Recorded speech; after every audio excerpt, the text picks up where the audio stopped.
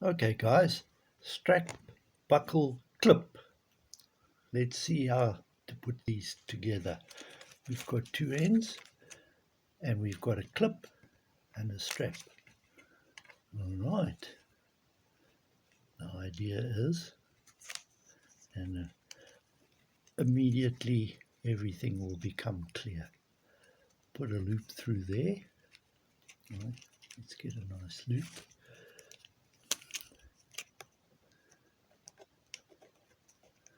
And hook it over there. Right.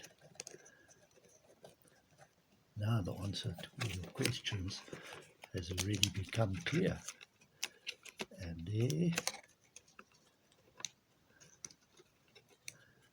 And pull.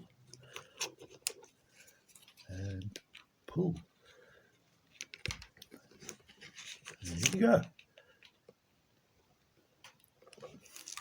This one's a little bit upside down, so let's do him again. It's a good example of how things can go a little bit wrong. So bend it over this way and pop him through.